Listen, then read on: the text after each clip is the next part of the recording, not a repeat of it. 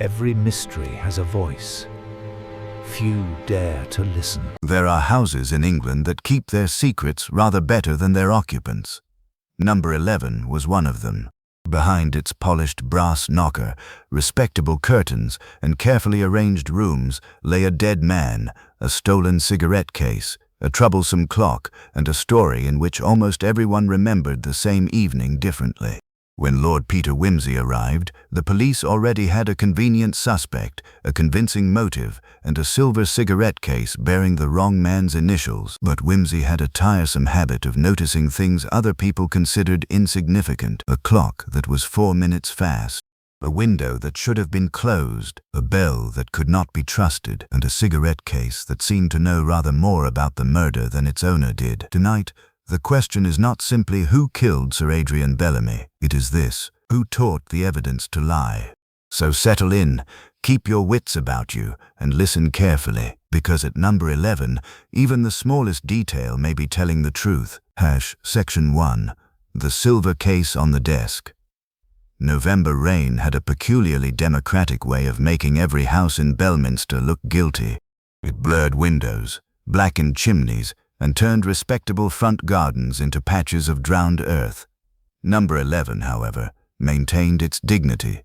Its red brick remained severe, its brass knocker polished, and its curtains drawn with the sort of confidence possessed by houses which have never suspected that murder might occur under their roof.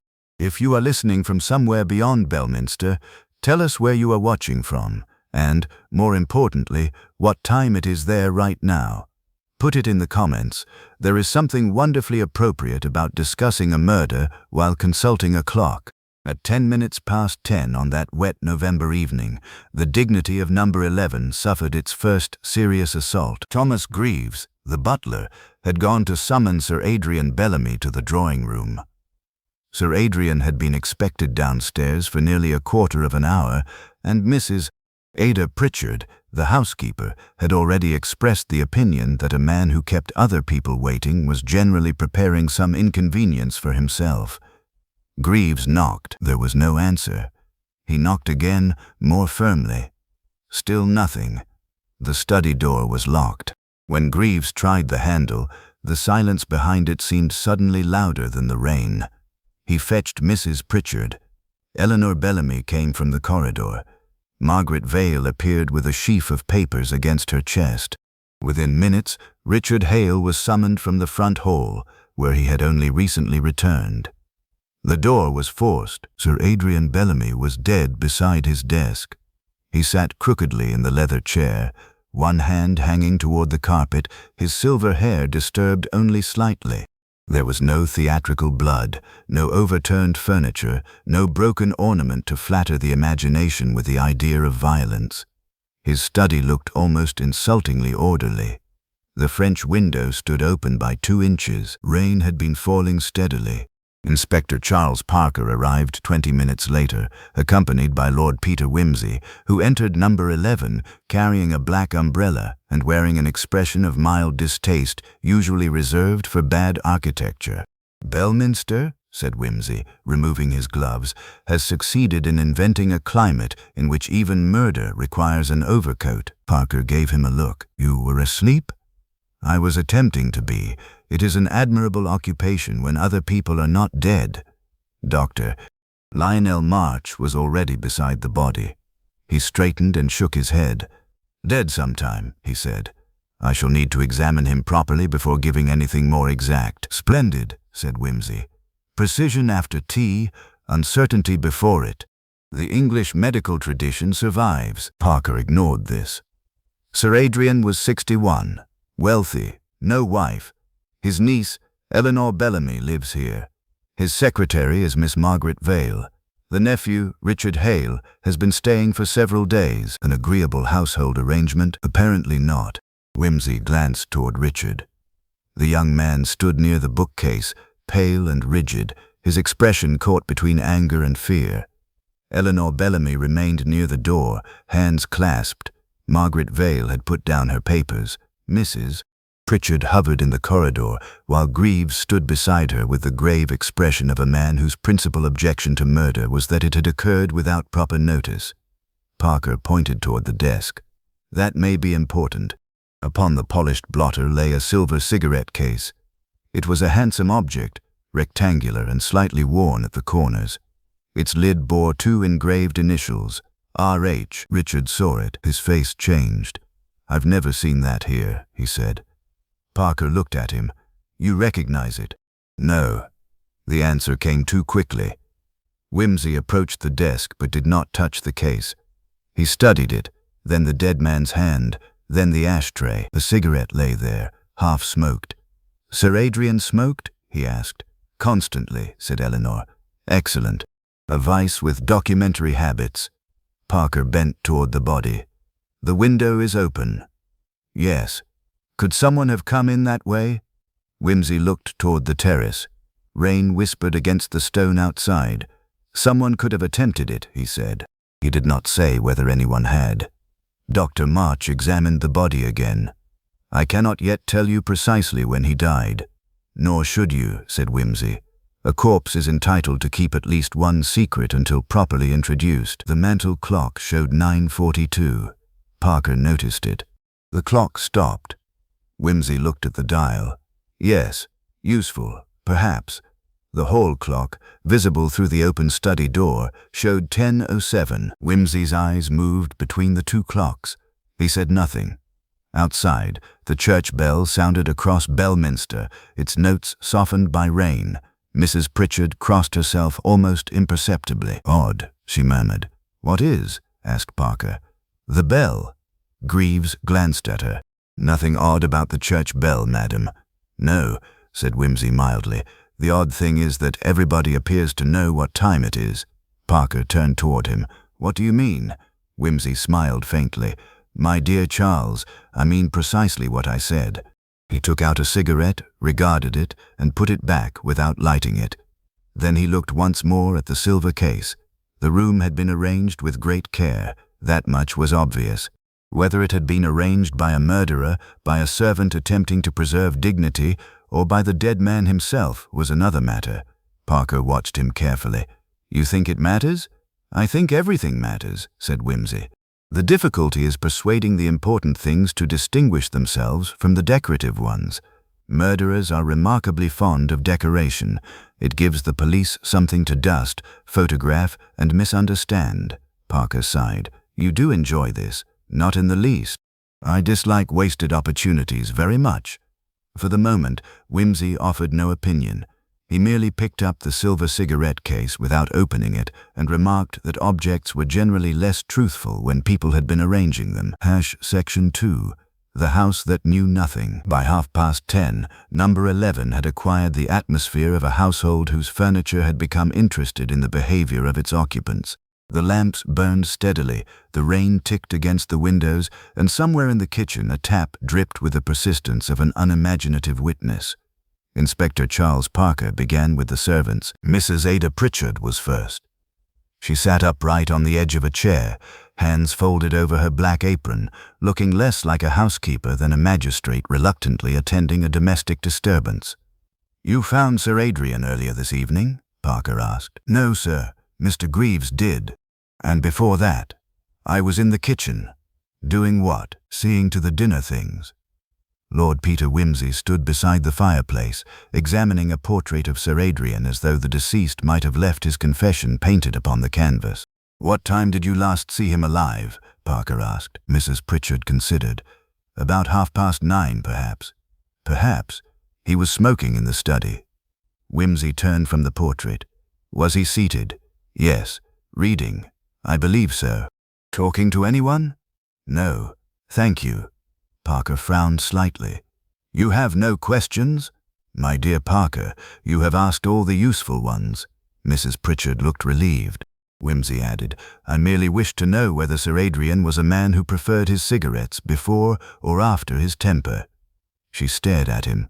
"Before, my lord. An excellent distinction." Next came Thomas Greaves. The butler entered with the solemnity of a diplomat approaching a hostile frontier. He stood straight, his narrow moustache immovable. "You have been in Sir Adrian's service how long?" Parker asked. 11 years, sir." "Any trouble in the household?" "Not ordinarily." "Tonight?" Greaves paused. Mr. Hale and Sir Adrian had words. Richard, waiting in the hall, shifted sharply. "How serious?" Parker asked. "Serious? What about?" "I could not say. You heard them. I heard raised voices." Wimsey looked at him. "From where?" "The corridor outside the library." "Could you hear the words?" "No, my lord." "Only the voices?" "Yes." "Interesting." Greaves's expression did not alter. "There is something else," Wimsey said. "Yes, my lord." "The study has a bell?" "Yes, my lord." "Did it ring tonight?" Greaves hesitated. "Yes." "When?" "Approximately 9:15. "Who answered it?" "No one." "Why not?" "I was occupied." "With what?" "Preparing the library fire." Wimsey glanced at Parker. Parker said, "You were near the study?" "Not immediately beside it, sir." "Could you hear the bell clearly?" "Yes." Wimsey's eyebrows rose slightly. Mrs. Pritchard, waiting by the door, suddenly spoke. "Mr. Greaves knows perfectly well that bell has been troublesome." The butler turned. "Mrs. Pritchard." "Well, it has. How troublesome?" Parker asked. "It rings when it pleases," she said, "or does not ring when it ought."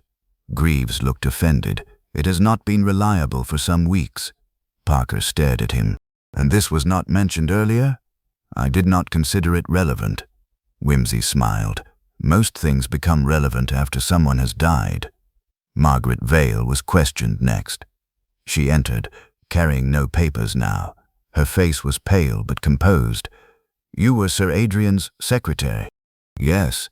"How long?" 3 years. "Did he have enemies?" "A man like Sir Adrian had disagreements." "That was not my question." "I know." Wimsey watched her. "Did you see him tonight?" "Yes." "When?" "At about 9 o'clock." "Where?" "In the study." "What was he doing?" "Reading correspondence." "Was he smoking?" "Yes." "Was the cigarette case on the desk?"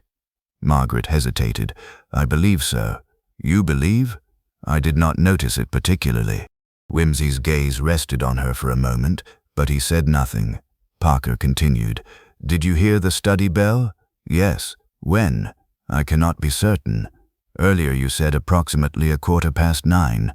I may have said that." "You did." Margaret lowered her eyes. "I heard a bell. I assumed it was the study bell." Wimsey's expression sharpened imperceptibly. "Assumptions," he murmured, "are the upholstered chairs of conversation. Everyone sits in them." Finally they questioned Eleanor Bellamy. She had been standing apart from the others, staring at the rain-darkened French window. "I saw Uncle shortly after 9, she said. "Alive?" "Yes." "Where?" "In the hall." "What was he carrying?" "His cigarette case." Parker looked toward the study. "Are you certain?" "Yes." "What did it look like?" "Silver." "Did you see the initials?" "No." Wimsey asked gently. "Was he alone?" "Yes." "And did he go into the study?" "Yes." "Did he lock the door?" "I did not see him do so." The answer seemed simple enough. Then Parker asked, "Did you hear anything afterward?" Eleanor hesitated. "A bell. At what time?" "I cannot say." "Approximately." "Perhaps 9:15. Wimsey's eyebrow lifted. "Perhaps." "Yes." "Thank you." Parker gathered his notes. There remained Richard Hale. He entered with the expression of a man who had already been convicted in his imagination and was waiting to discover whether the law intended to be equally unreasonable. "You quarreled with Sir Adrian?" "Yes." "What about?" "Money." "How much?" "Enough." "Did you threaten him?" Richard's jaw tightened. "I told him I would never forgive him." "Anything stronger?" "No." "Where did you go afterward?" "To the Belminster Club." "What time?" "Before 9. "Can anyone confirm that?" "Yes." Wimsey finally spoke. "Mr. Hale, did you own a silver cigarette case?" Richard looked at him. "Yes." "The one on the desk?" "No." "Where is yours?" "I haven't got it." "Lost?" "Stolen." "When?" 6 months ago." Nobody spoke for a moment. Rain moved softly across the windows. Wimsey glanced toward the study, then toward the hall clock. He did not explain the expression that crossed his face. Parker closed his notebook. "Anything else?" Wimsey looked at the assembled household. "Only one small matter." "What?" He turned to Margaret. "Miss Vale, are you certain the sound you heard was the study bell?" She looked directly at him. "Yes, my lord." Wimsey's mouth curved faintly. "Most obliging of it." Section 3. The nephew with the silver case. Inspector Charles Parker had the disagreeable satisfaction of discovering that number 11 contained, besides a corpse, a nephew with debts, a quarrel, and a cigarette case bearing his initials. Richard Hale sat in the library beneath a portrait of some dead Bellamy ancestor who looked as though he had been born disapproving of the younger generation. He had stopped pacing, but his fingers still moved restlessly against his knee. Parker placed the silver cigarette case on the table.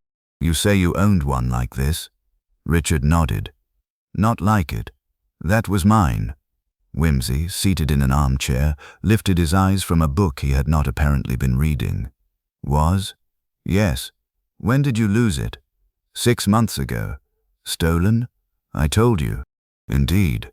I merely like hearing unfortunate facts twice. They sometimes improve with repetition." Richard stared at him. Parker opened his notebook. "Your initials are R.H. I can see that. And the initials on this case are R.H. I can see that too. Then you understand the difficulty?" "Yes." Richard's voice was suddenly tired at this particular moment. "But it isn't my case." Parker leaned forward. "You have been quarreling with Sir Adrian over money." "Yes." "You owe money." "Yes." "How much?" £300. "Gambling?" Richard flushed. "Some of it."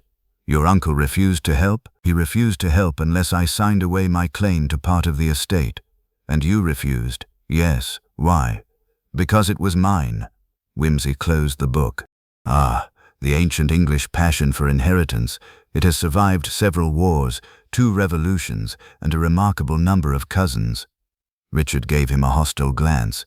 "I didn't kill him. I haven't suggested that you did. You haven't had to." Wimsey smiled faintly. "My dear Mr. Hale, suspicion is a peculiar garment. People often put it on themselves before the police have found their measurements." Parker ignored this. "Tell me about the quarrel." "It began at 8:35. "Who started it?" "My uncle." "What was said?" Richard hesitated. "He said I had become a disgrace to the family." "Your reply?"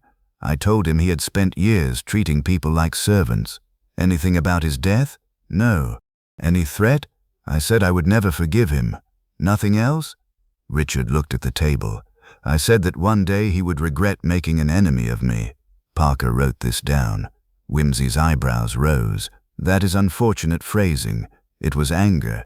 Anger has a tiresome habit of making witnesses for the prosecution." Richard stood abruptly. "I left at 8:47.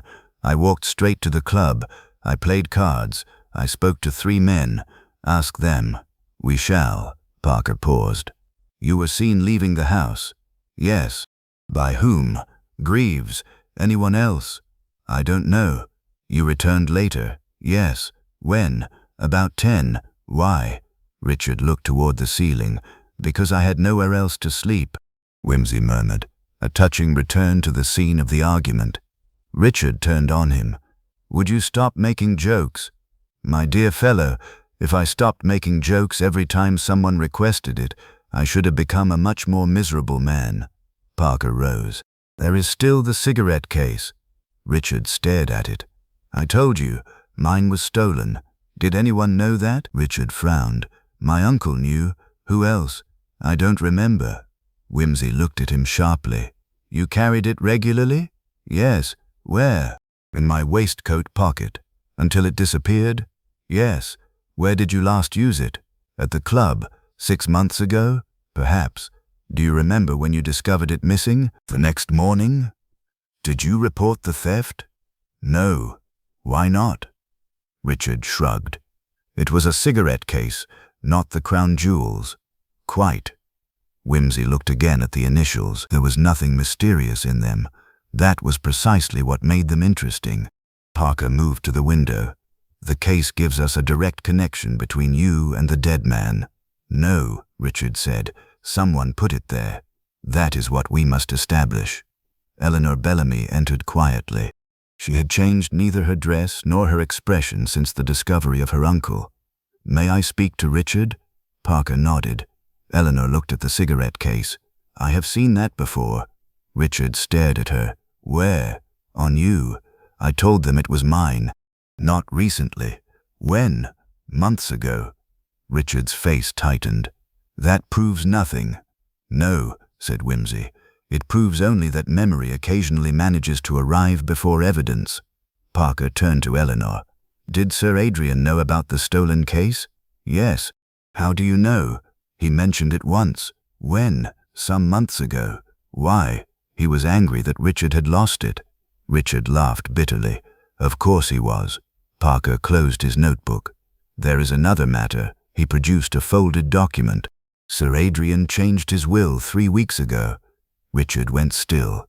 "You said you would never forgive him," Parker said. "I meant it. And now he is dead." Richard's face had gone white. Wimsey watched him carefully, but his voice remained light. £300 in gambling debts, a family quarrel, an inheritance reduced, and a silver case bearing your initials. Really, Parker, one begins to suspect that the murderer had a talent for stage management." Parker looked at him. "Or that the case is exactly what it appears to be." "Possibly." "Do you believe Hale?" Wimsey did not answer. Richard did. "I was at the club," Parker said. "We will verify it." He gathered the documents and turned toward the door. Behind him, Richard remained beside the table, staring at the silver case. For the first time, he seemed genuinely frightened. Not frightened of the police, frightened of what the case might persuade them to believe. Wimsey rose and approached the window. The rain had weakened, but the terrace still shone black beneath the lamps. He glanced at the wet stone, then at the silver case. He said nothing. There are moments when silence is more useful than interrogation, particularly when everyone present is already talking too much. Parker reached the doorway. "Peter?" "Yes? What are you thinking?" Wimsey smiled. "About cigarettes." "Cigarettes?" An astonishingly troublesome invention. And with that he turned away from the window, leaving the question unanswered. Section 4. Wimsey takes an interest in carpets. The study looked less like a murder scene in daylight than a room which had been mildly offended by the evening. The rain had ceased, leaving pale drops upon the French window, while the lamps cast a sober glow over the books, desk, and leather chair. Lord Peter Wimsey stood in the doorway with his hands in his pockets. Inspector Charles Parker watched him. "You have been staring at that carpet for nearly 5 minutes." "Have I? How dreadful. I had hoped to conceal it. You see something?" "I see a carpet." Parker sighed. "Peter, my dear Charles, carpets are notoriously reticent. One must cultivate patience." He stepped inside. The small damp mark beneath the French window was scarcely larger than a saucer. It lay close to the sill, dark against the faded pattern. Wimsey crouched beside it. "Has this been touched?" "No." "Good." He examined the fibers without disturbing them. "There is no mud. The terrace is wet." "Very." "Then someone could have come through the window without leaving mud?" "Someone could have flown through it." Parker looked at him. "Must you?" "I am merely preserving all hypotheses." Wimsey stood and examined the window latch. He touched neither glass nor frame. "Were the curtains found like this?" "Yes. They have been moved recently." "How can you tell?" "Because the left curtain has been drawn farther than the right, and the fold has not settled naturally." Parker looked at the fabric. "I see nothing." "Excellent. You are spared the burden of seeing it twice." Wimsey crossed to the desk. The cigarette case was no longer there. Parker had placed it among the evidence in the adjoining room. Wimsey looked at the empty patch of blotter and then at the ashtray. "Did Sir Adrian normally smoke at this desk?" "Yes." "And keep the case here?" "I imagine so." "Imagine less." Parker gave him a look. Wimsey turned toward the mantel clock. The hands remained fixed at 9:42. He removed his spectacles, polished them, and replaced them. "Has anyone wound this clock since the discovery?" "No." "Who normally does?" "Sir Adrian. And if he neglected it, Greaves would notice." "Would he?" "Greaves notices everything." "Ah, a dangerous servant." Wimsey examined the clock face without opening the case. Does the winding key stick? Parker frowned. Greaves said nothing about that. I did not ask what Greaves said. I asked whether the key sticks. I haven't tried it. Then we shall not try it now. Parker looked puzzled. Why? Because sometimes an unanswered question is more useful than a damaged clock. They left the study. In the hall, Wimsey stopped beneath the large clock. Its hands showed a time slightly different from his watch. He waited. Parker noticed. You're checking it.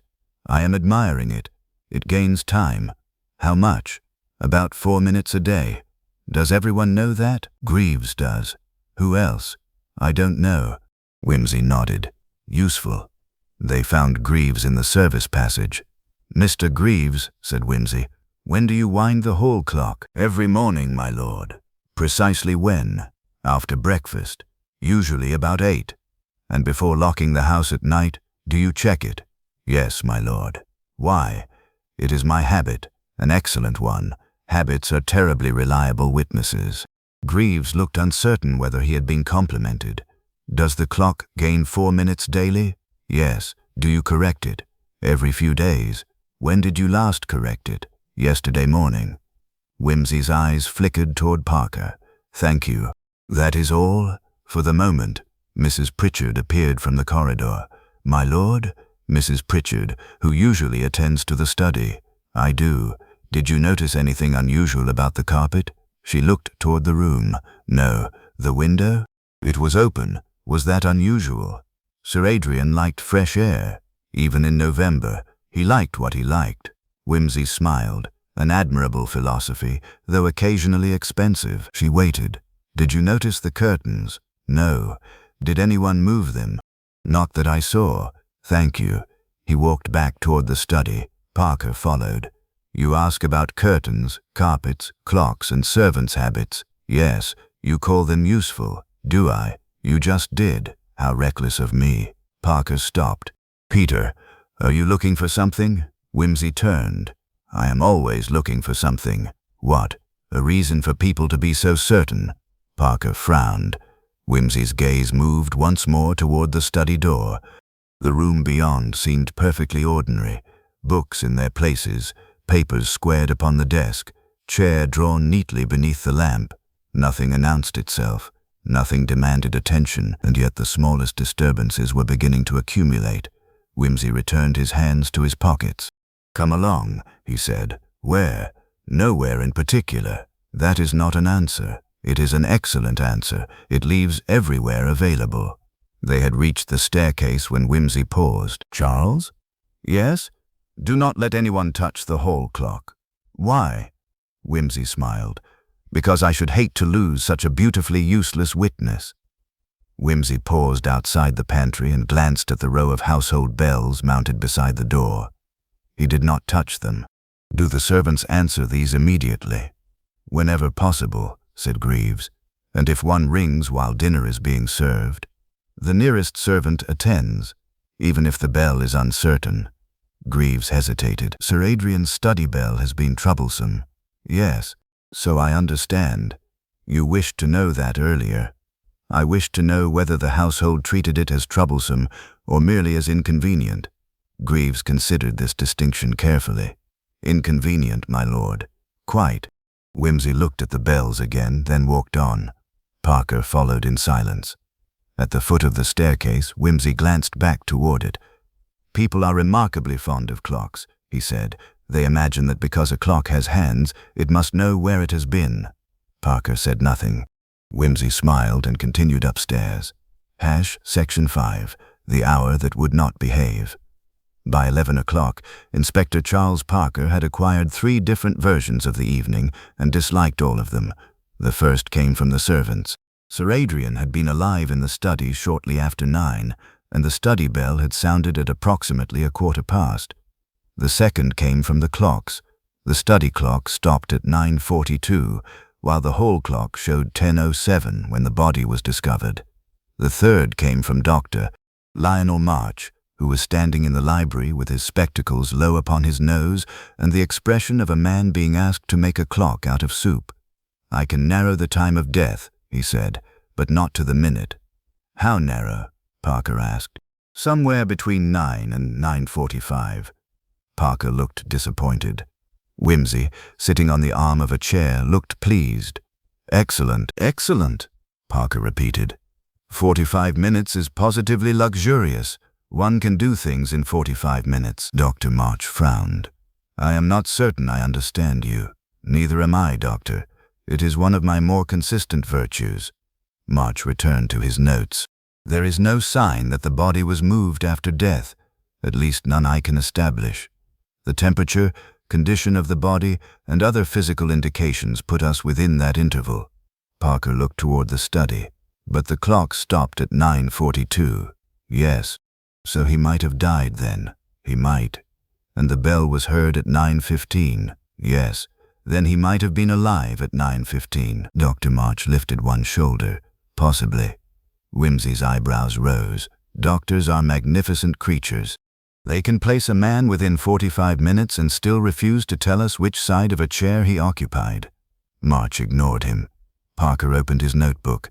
Let us take the times one by one. They began with the church bell. Thomas Greaves was called in and asked what he had heard. The church bell at approximately 9:15, sir. You are certain? The quarter hour was struck. Could it have been 9:30? No, sir. Why not? Because I heard the study bell shortly before it. Wimsey leaned forward. How shortly? Perhaps a minute. Perhaps? Yes, my lord. Did you look at a clock? No. Then your minute is a memory, not a measurement. Greaves looked uncomfortable. Yes, my lord. Parker dismissed him. Next came Mrs. Ada Pritchard. She remembered the library fire being lit at about 9:20. You saw the clock? No, sir. Then how do you know? Because I always light it after the evening papers are cleared. What time is that? About 20 past. Wimsey nodded. About 20 past. Mrs. Pritchard looked at him suspiciously. Yes, my lord. Thank you. Margaret Vale's statement was similarly approximate. She had been occupied with papers and could not swear to the precise minute. Eleanor Bellamy had heard the bell. Richard Hale had left the house before 9 and later been seen at the Belminster Club. The Times refused to settle. Parker shut his notebook. It is a mess. No, said Wimsey. A mess is untidy. This is tidy enough to be suspicious. They entered the study again. The mantel clock stood at 9:42. Parker examined it. Suppose that is the actual time of death. Wimsey said nothing. Then the bell at 9:15 could have been Sir Adrian summoning someone. Could. And Margaret Vale was in the house. Yes. Eleanor was in the hall. Yes. Richard was already at the club. Yes. Parker frowned. That makes Richard's case look better. Does it? You know what I mean. Wimsey looked at the clock. I know several things you mean, Charles. I am not yet certain which one deserves to survive. Parker sighed. Very well. Suppose the clock is wrong. Clocks are frequently wrong. It stopped at 9:42. Indeed. Could someone have stopped it? Someone could. Did someone? Wimsey glanced at him. I have no idea. Parker stared. You are impossible. I have been told so by people of excellent judgment. Dr. March entered again. I have something further. Both men turned. The death could have occurred somewhat earlier than I first estimated. I would not place it beyond the broad interval I gave, but I would not use the stopped clock as confirmation of 9:42. Parker looked at the clock. Why? Because the mechanism may have run down naturally. The hand stopping at a particular point proves only that the mechanism ceased then. Wimsey's expression sharpened. Thank you, Doctor. March looked puzzled. It is a revelation. Most useful revelations are disappointing when first introduced. They returned to the hall.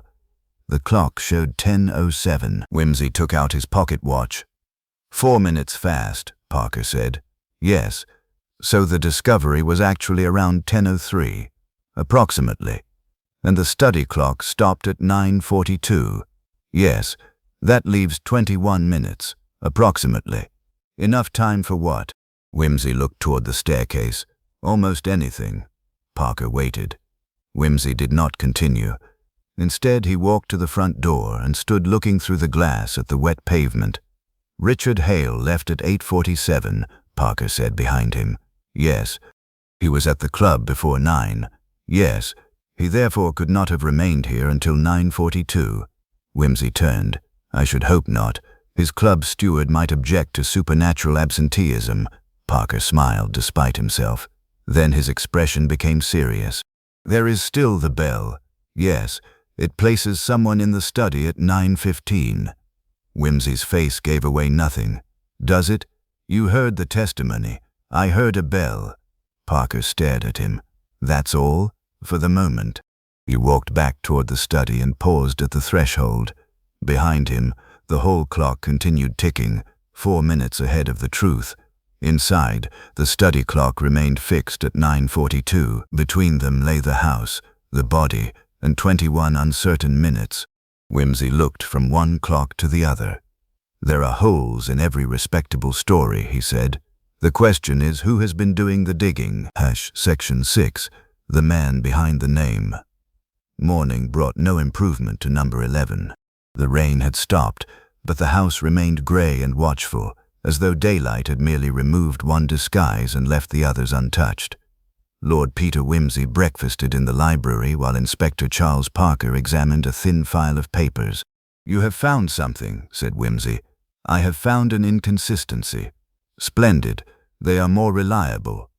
Parker pushed a sheet across the table. Miss Vale's references. Wimsey read them. 3 years with Sir Adrian.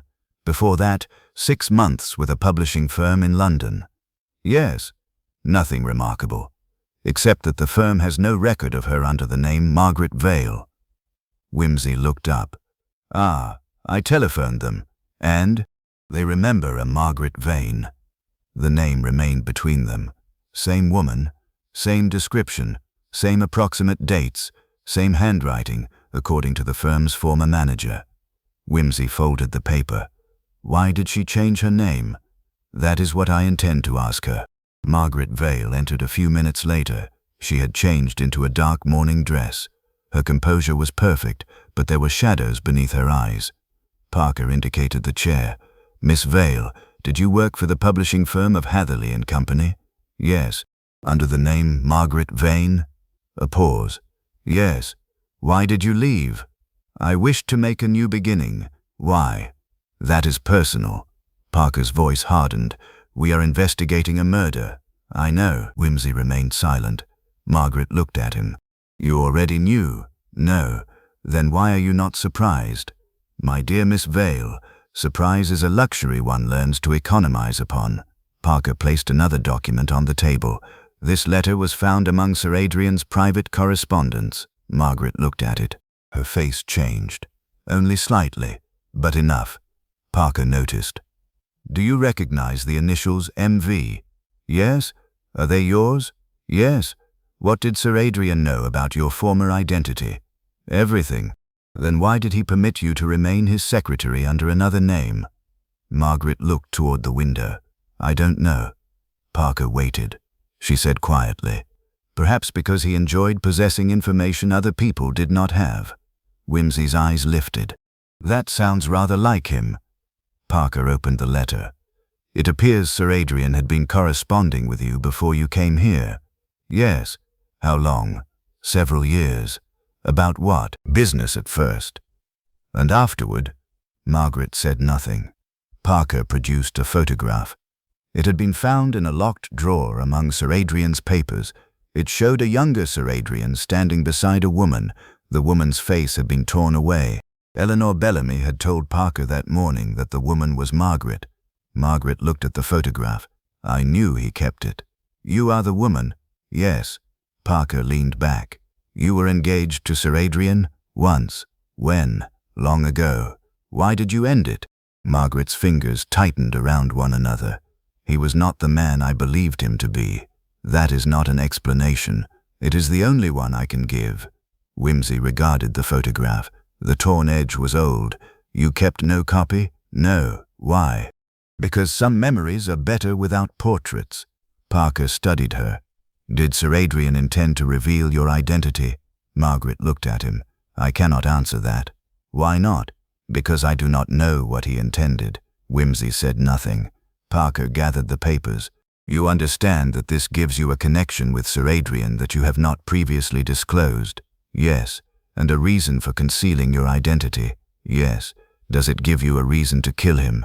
Margaret's face became very still. No. Parker waited for something more. Nothing came. When she had gone, Parker remained beside the table. That was a considerable secret. Yes, she lied about her name. She did. She had once been engaged to Bellamy. So it appears. And Bellamy kept the photograph. So it appears. Parker looked at him. You don't seem impressed. I am impressed. I am simply not yet persuaded. Of what? Wimsey turned the photograph over. On the back, in faded ink, were 2 words. For Adrian. No signature. Wimsey studied them. Sentimental. You think it means nothing? I think it means precisely what it says. That she loved him? Possibly. That he loved her? Possibly. Parker frowned. You're being evasive. My dear Charles, I am being accurate. The door opened. Eleanor Bellamy entered. I thought you ought to know, she said. What? My uncle and Margaret were engaged before I was born. Parker nodded. We know. Eleanor looked surprised. He told me once that she had left him. Why? He would never say. And Margaret? She said he had changed. Wimsey looked at her. Did you believe her? Eleanor considered. I believed that she had been hurt. The answer seemed to trouble her. Did your uncle threaten her? I don't know. Did he ever mention exposing her as Margaret Vane? Eleanor hesitated. Not in those words. What words? He said that secrets were debts, and debts eventually had to be paid. Parker exchanged a glance with Wimsey. Wimsey's expression remained unreadable. Eleanor continued. There was another thing. Yes? After Margaret came here, Uncle seemed almost pleased with himself. He liked having her where he could watch her. Parker frowned. Watch her? Yes. Wimsey rose. Thank you, Miss Bellamy. Eleanor looked at him. Do you think Margaret killed him? Wimsey smiled faintly. I think the dead have a tiresome habit of making everybody look guilty. He returned the photograph to its envelope. For the first time that morning, Margaret Vale's secret had acquired a face, a history, and a name that did not belong to the woman who now lived at number 11. But whether that past had anything to do with the death remained, for the moment, another matter entirely, and Wimsey was in no hurry to settle it. Outside, a carriage passed the gates, its wheels hissing softly over wet stones in the pale morning air. Section 7. The window was open. By afternoon, the rain had returned, thinner now, drifting across Belminster in a fine grey veil. Number 11 seemed to have absorbed the weather. Its passages smelled faintly of damp wool and coal smoke, and every window appeared to offer the same blurred view of hedges, pavement, and nothing particularly helpful.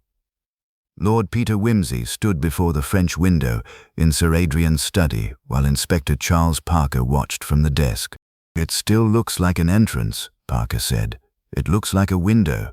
You know what I mean. I frequently do. It is one of my less advertised accomplishments.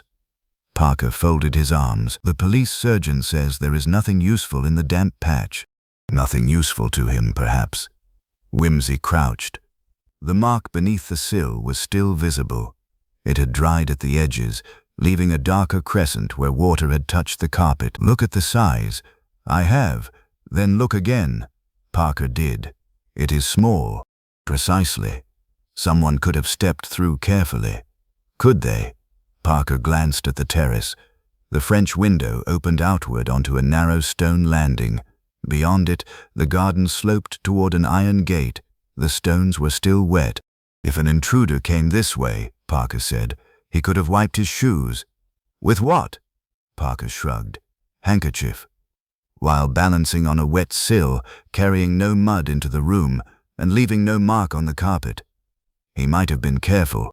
He might also have been a ballerina. Parker gave him an irritated look. Wimsey examined the lower edge of the curtain. There was a faint, darkened line near the hem. Interesting. What? Nothing.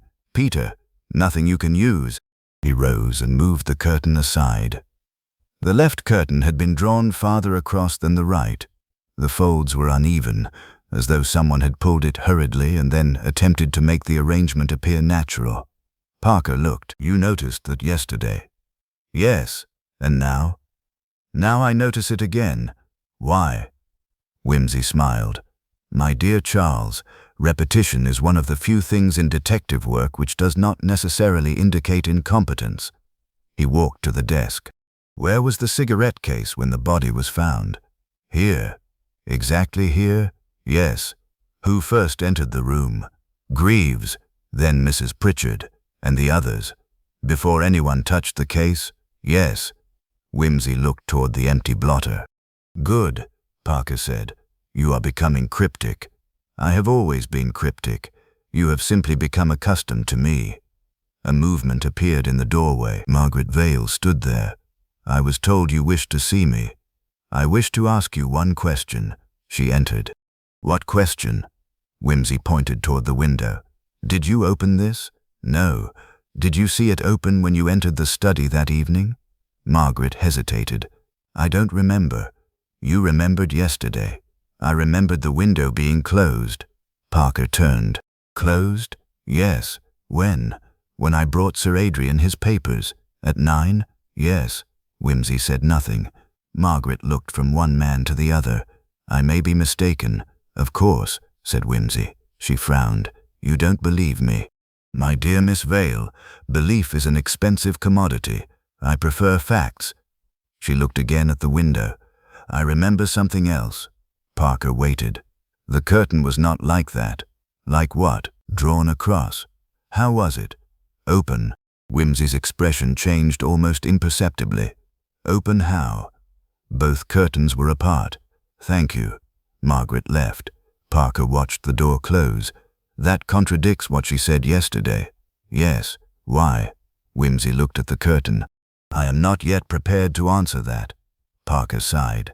They were interrupted by Mrs. Ada Pritchard. "My lord." "Yes?" "I remembered something about the window." Parker exchanged a glance with Wimsey. "Go on." "Sir Adrian disliked drafts. If the window had been open while he was alive, he would have complained." "Did he complain?" "No." "Did you see it open?" "Not until after he was found." "Thank you."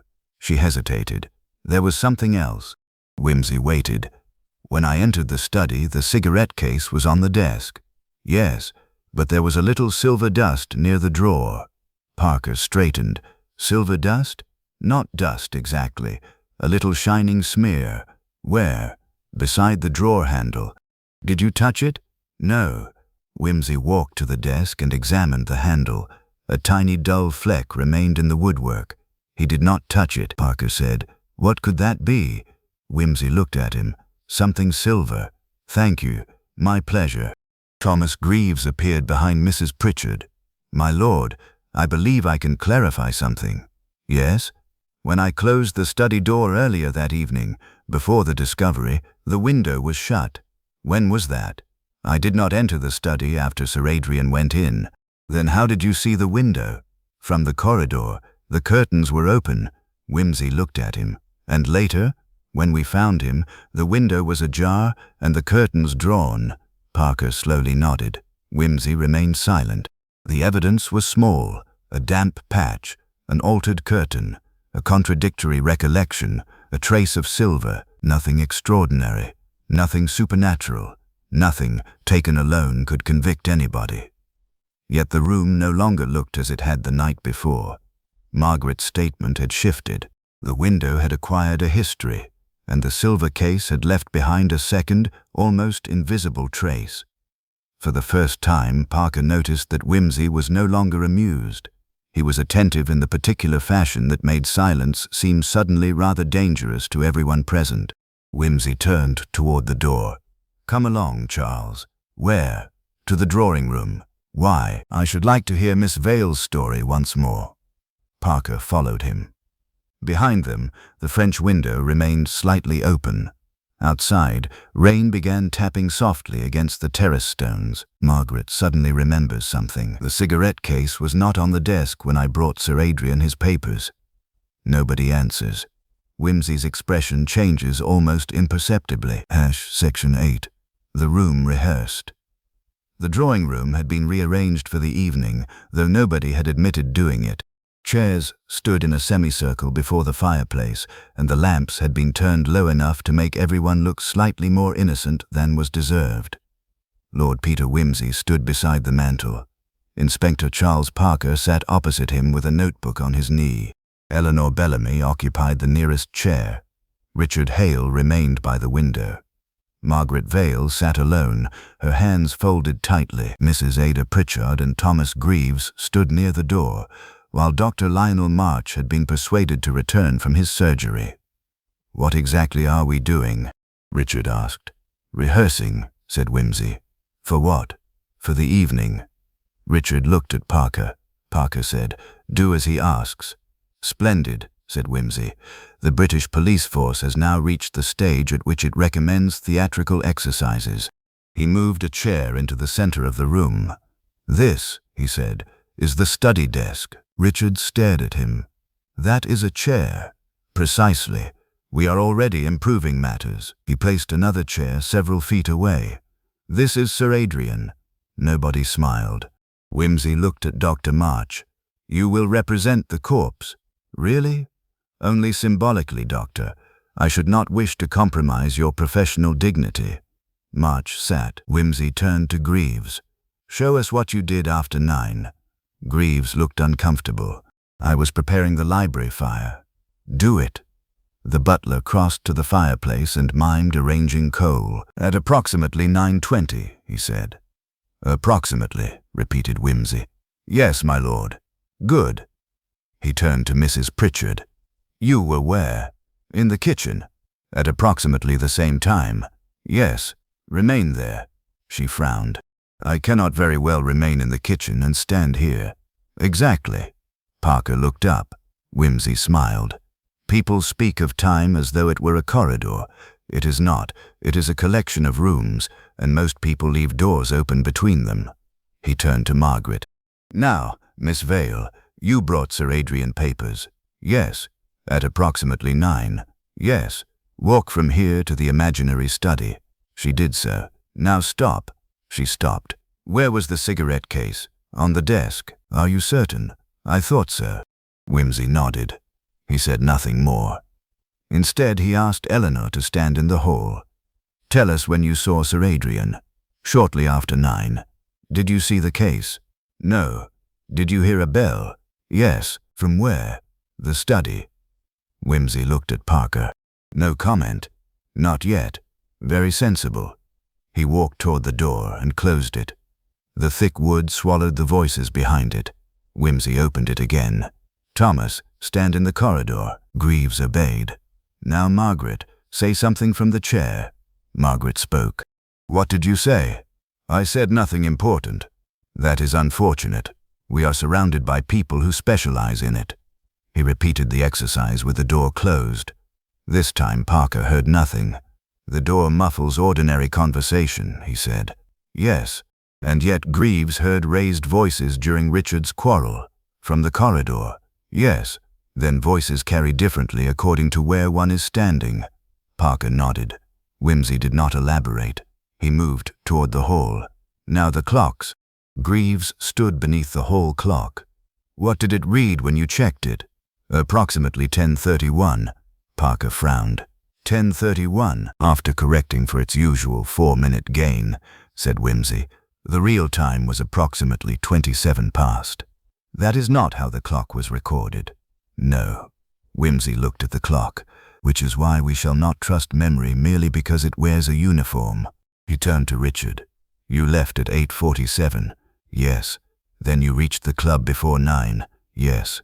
And you remained there. Yes. Wimsey nodded. Good. Richard stared at him. Why are you doing this? Because everyone has been telling us where they were. I am attempting to discover when. He walked back into the drawing room. Now, Miss Vale, one final exercise. She looked uneasy. What? Show me how you would have arranged the curtains. I don't understand. Neither do I. That is why I am asking. She approached the imaginary window. The curtains were open. Both? Yes. Wimsey nodded. Thank you. He then took a silver cigarette case from his pocket. Parker stared. Where did you get that? "The evidence room. You should not have it. Then kindly arrest me later." He placed it on the table. Everyone looked at it. Richard's face tightened. Margaret's did not move. Wimsey walked around the table. "Suppose," he said lightly, "that this were found here." Nobody answered. Suppose a dead man had been smoking. Suppose the window were open. Suppose a bell were heard. Suppose a clock stopped. Suppose another clock disagreed. Parker leaned forward. "You are reconstructing the scene. I am reconstructing assumptions." Wimsey lifted the case. "An object can establish ownership. It cannot establish the moment at which it was placed upon a desk." His eyes rested briefly on Richard, then Margaret, then Eleanor. He put the case down. Again, they repeated the sequence. This time Wimsey changed nothing. He merely watched. The room grew quieter. Outside, a car passed on the road and faded into the distance. Wimsey looked at the case.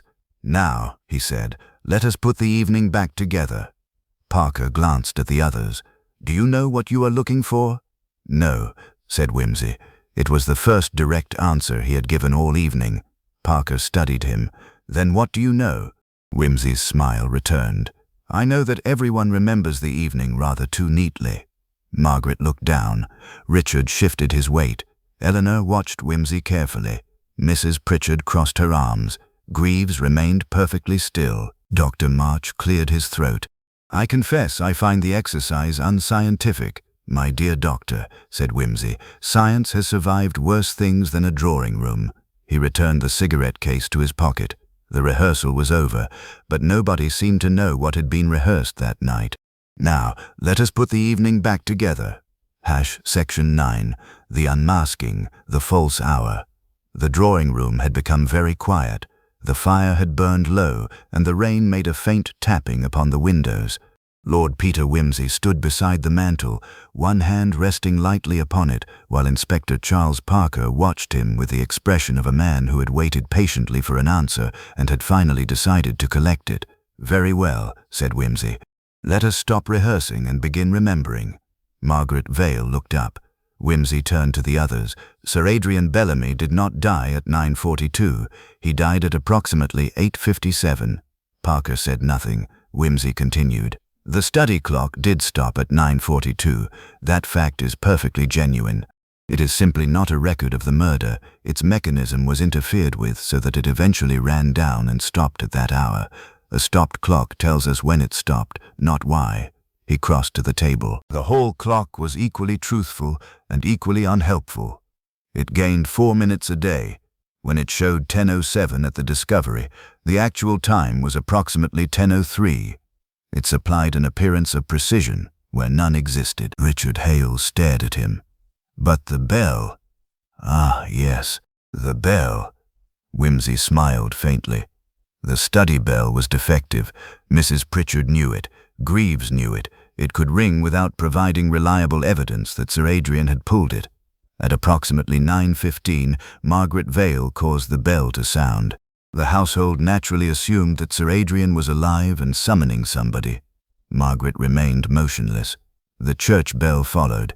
That gave the false impression of an independently confirmed time. But the church bell confirmed only the quarter hour. It did not confirm who was alive inside number 11. Parker leaned forward. "And the window?" "The window was opened after the murder." Wimsey's voice remained conversational. "At 8:57, during the confrontation, Margaret killed Sir Adrian. At 8:59, she arranged his body in the chair. At 9:02, she removed his genuine cigarette case and replaced it with Richard Hale's." Richard stood abruptly. "My case?" "Yes. You said mine was stolen." "It was. And whoever stole it knew precisely how useful your initials would become." Richard turned toward Margaret.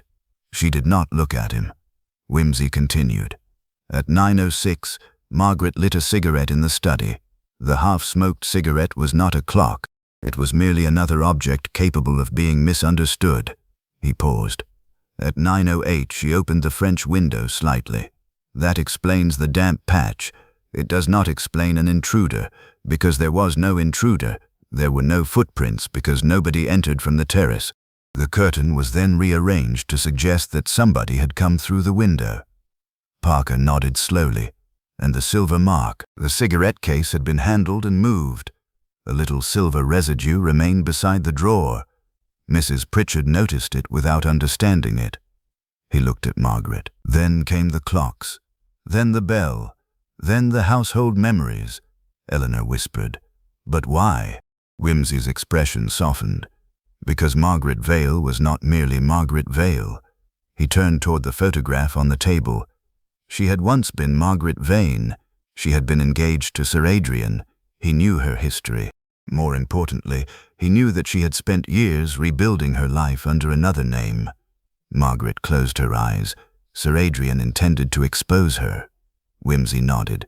His correspondence and the photograph established their former relationship. Eleanor confirmed the nature of it.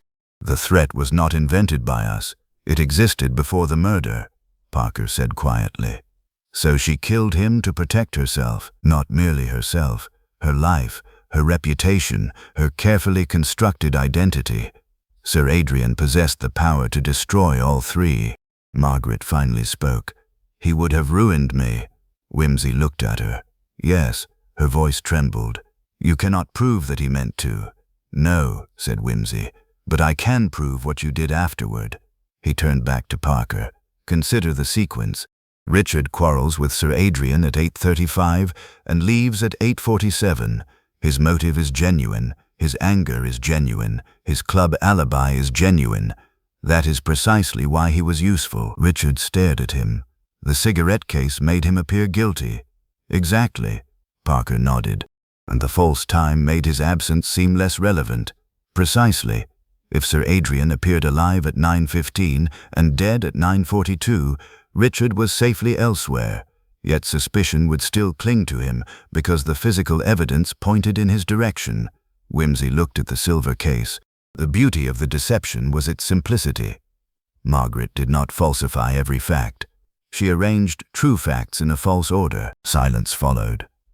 Then Parker said, "The window, bell, clocks, cigarette, case, all truthful objects, Charles, all false witnesses." Margaret rose suddenly. "You cannot know the exact minute," Wimsey regarded her calmly. "No, not from one clue. But the combined sequence leaves only one practical interval. Your movements after 9:10 establish that the staging was complete before you joined the others. Dr. March's revised estimate permits the earlier death. The defective bell destroys the 9:15 assumption. The stopped clock proves nothing about death. And the cigarette case proves ownership, not timing." He stepped closer. "You needed the household to believe Sir Adrian was alive after 9:10. You therefore manufactured signs of life after he was dead." He pointed to the photograph. The torn face was not sentiment alone. It was evidence Margaret could not safely destroy, because doing so would have revealed how much she feared the past. Sir Adrian kept it because possession of a secret gave him power. Margaret understood that power. When he threatened to use it, the private struggle became fatal, and the later staging was further designed only to postpone discovery. Margaret's composure finally broke. Parker stood. Wimsey's voice remained gentle. "The trouble with an alibi, Miss Vale, is that it must be true from both ends. Section 10. Miss Vale loses her composure." For several seconds nobody moved. Margaret Vale remained beside the fireplace, one hand gripping the mantel. Firelight caught her face and showed the effort behind her composure. Then she laughed. It was the wrong laugh, too loud, too late, and utterly without amusement. "I suppose that is very clever," she said. Inspector Charles Parker rose slowly. "It is also rather serious." "Serious?" Margaret repeated. "A man is dead. Naturally it is serious." Wimsey regarded her quietly. "Yes, but cleverness is not yet proof." Parker looked at him. "Peter, I said not yet." Margaret's eyes moved toward him. "You think you have proved everything?" "No." The answer surprised her. Wimsey continued. "I have proved enough." She turned toward the window. "You have constructed a story." "No, you constructed the arrangement. I merely described it." Her fingers tightened. "I did not kill him." Nobody spoke. Margaret looked from Parker to Eleanor, then to Richard. "Richard hated him. You all heard them quarrel. He threatened Sir Adrian. Richard stepped forward. I never killed him. I know what you said. You don't know anything about me. Perhaps I know enough. Stop it, Parker said. The room fell silent. Wimsey crossed to the table and lifted the silver cigarette case. You made one mistake. Margaret looked at it. What? You thought the case would create guilt? It did. For a little while. That was sufficient. Yes. Wimsey replaced it carefully. But you overlooked something. The case could be traced. Margaret stared at him. I don't understand. I don't expect you to. Parker frowned. Peter, don't tease her. I am not. Wimsey's voice softened. The case was useful because Richard had genuinely owned it. That made the deception convincing. But you knew about the stolen case. Sir Adrian knew. The opportunity was therefore available to you. Margaret's face lost its color. Parker said, Where did you get it? She did not answer. Miss Vale. Still nothing. Wimsey waited. Finally she whispered, He kept it. Who? Sir Adrian. Richard stared at her. You stole it from him? Margaret closed her eyes. Yes. The admission drained the room. Parker moved nearer. When? After Richard lost it. Why? Because Sir Adrian knew Richard would be suspected if it ever appeared in the wrong place. Parker looked at Wimsey. You planned this? Margaret shook her head violently. No. Then why take the case? Because Sir Adrian had it. Her voice broke. He collected things from people, letters, photographs, little objects that gave him power over them, and never forgot what he possessed. Wimsey said nothing. Margaret continued. When I discovered he had Richard's case, I asked him to return it, and he refused? Yes. What did he say? That it might become useful. Parker's expression hardened. When? Months ago. Did you then decide to kill him? No. The word struck the room like a slammed door. Margaret covered her mouth. No, she repeated more quietly. I wanted him to leave me alone. Eleanor spoke for the first time. He never would. Margaret looked at her. No, he never would. She sat down. I thought I could endure it, but he told me that morning that he would write to people in London. He would tell them who I was. He said I had built my entire life upon a lie. Wimsey's expression was grave. And that frightened you? Yes. Enough to kill? Margaret stared into the fire. I did not go into the study intending to kill him. Parker waited. What happened? He showed me the letters. The letters concerning you. Yes, he had marked them. He said he would send them the next morning, and you argued. Yes. What happened then? Margaret's voice became very quiet. He stood up. He came toward me.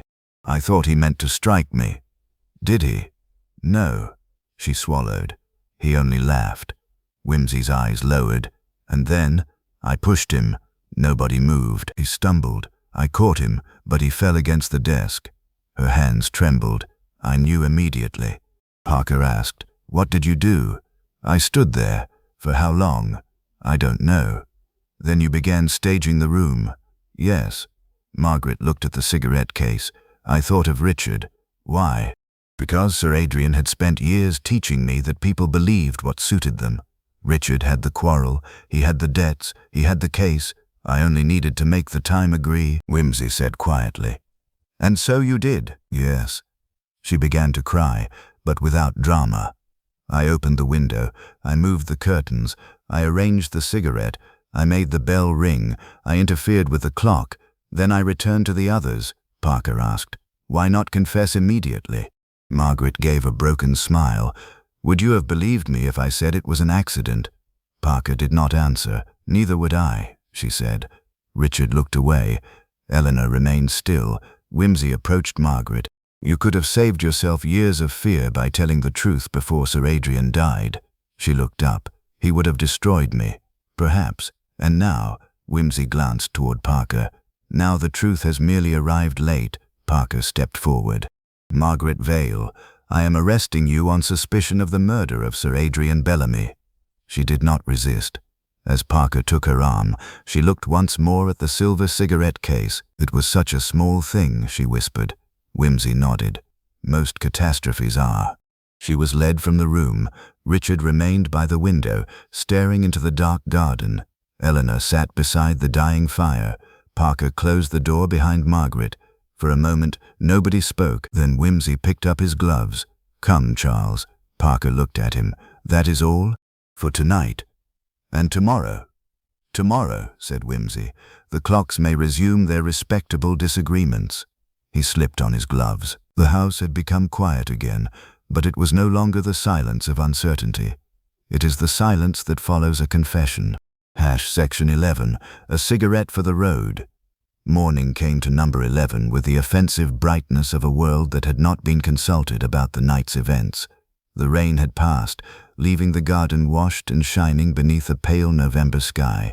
Chimneys smoked lazily, sparrows quarreled in the hedge, and the house itself seemed almost relieved to have survived its own secrets. Inspector Charles Parker stood in the hall with his coat buttoned and his hat beneath one arm.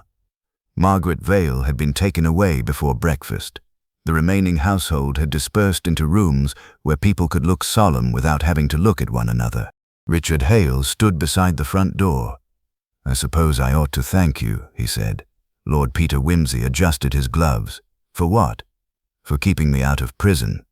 "My dear fellow, you did that yourself by being at the Belminster Club. I nearly ruined myself." "Yes, but that is not generally a capital offence, although certain uncles have occasionally treated it as one." Richard smiled despite himself. "What will happen to me?" "That depends on whether you intend to gamble away the rest of your inheritance." Richard looked embarrassed. "I haven't decided." "Splendid. Decision is frequently the beginning of wisdom." Eleanor Bellamy entered the hall. She carried a small bundle of letters tied with ribbon. "These belong to Uncle Adrian," she said. Parker had gone upstairs to speak with Dr. March, leaving the two of them alone with Wimsey. "Letters?" Richard asked. "Old ones." She looked toward the study. "I thought they should be removed before the police finished their work." Wimsey took the bundle. "Sentimental archaeology. Some of them are mine." He handed them back. "Then I recommend preserving them." Eleanor hesitated. "Do you think Margaret was evil?" Wimsey looked at her thoughtfully. "No." Richard stared at him. "She killed him." "Yes, that is murder." "Indeed. Then how can you say she wasn't evil?" "Because murder and wickedness are not mathematical equivalents. Human beings are untidier than that." Eleanor lowered her eyes. "She was frightened." "Yes, and Uncle enjoyed frightening people. I gathered as much." "Does that make what she did understandable?" "No." Wimsey put on his coat. "Understanding is not absolution." The hall clock ticked loudly. Eleanor looked at it. "It is still wrong. 4 minutes fast. Will you have it repaired?" Wimsey considered the clock.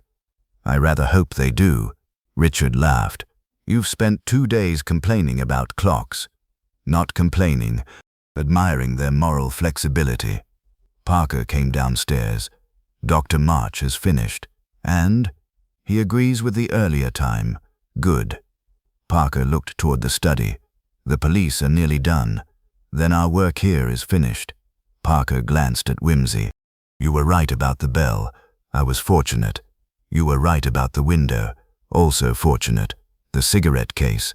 An inspired piece of luck." Parker laughed. "You are insufferable." "My dear Charles, I have worked hard to maintain the reputation." They walked toward the door. Before leaving, Wimsey stopped. "Parker?" "Yes?" "Did they find the original cigarette case?" "Yes, in Sir Adrian's private drawer." "Good. Does that surprise you?" "No. Why?" Wimsey smiled. "Because a man who collected secrets was unlikely to throw away the evidence." Parker shook his head. "You could have told me that yesterday. I could have told you many things yesterday. You would merely have had to believe me." They stepped outside. The morning air was cold and clean. Number 11 stood behind them, respectable again, its windows bright, its brass knocker polished, its garden innocent. Richard remained at the doorway. "Lord Peter?" Wimsey turned. "What? Will you smoke?" Wimsey reached into his pocket. He produced a cigarette. Then he looked at the house. "After all this?" Richard nodded. Wimsey lit it. The smoke rose briefly in the clear air. Parker watched him. "You really are going to keep smoking?" "My dear Charles, I have just spent 2 days investigating a cigarette case. It would be discourteous to abandon the subject now." They began walking down the pavement. After a few yards, Parker said, "What was the real clue?" Wimsey considered. "The real clue was not the cigarette case. I thought you said it mattered." "It did. Then what fooled you?" Wimsey smiled. "Nothing," Parker groaned. "You're impossible." "I prefer consistent." They reached the corner. Behind them, number 11 disappeared from view. Wimsey glanced once at his watch. "Time?" Parker asked. 10 past 11. Parker checked the hall clock through the window. "It says 14 past. Then it is beginning to feel sentimental." He flicked ash from his cigarette. "The trouble with clocks," he said, "is that they are wonderfully honest about the wrong things." Parker laughed. They walked on beneath the pale winter sun, leaving number 11 to its ordinary noises. Doors closing, crockery being washed, a servant polishing silver, and somewhere upstairs a clock continuing to gain 4 minutes a day. The murder was solved. The house was quiet. The silver cigarette case was no longer evidence of anything except human foolishness, and, for Lord Peter Wimsey, that was nearly enough. As they turned into the next street, Parker called after him, "You haven't answered one question. Which? Would you trust a clock again?" Wimsey paused. "Only after checking who wound it." Then he disappeared around the corner. And so the case of number 11 came to an end, not with a ghost, nor a locked room miracle, nor any supernatural whisper from the rain, but with a frightened woman, a false hour, and a silver cigarette case that had been persuaded to lie. Perhaps the stopped clock, the open window, the defective bell, or the initials on the case would have sent you in the wrong direction. That is the pleasure of a mystery. The answer is visible, but only after teaches you how to look. And if you think you would have spotted the deception sooner, tell us which clue would have fooled you most. Leave your theory in the comments and subscribe for the next mystery.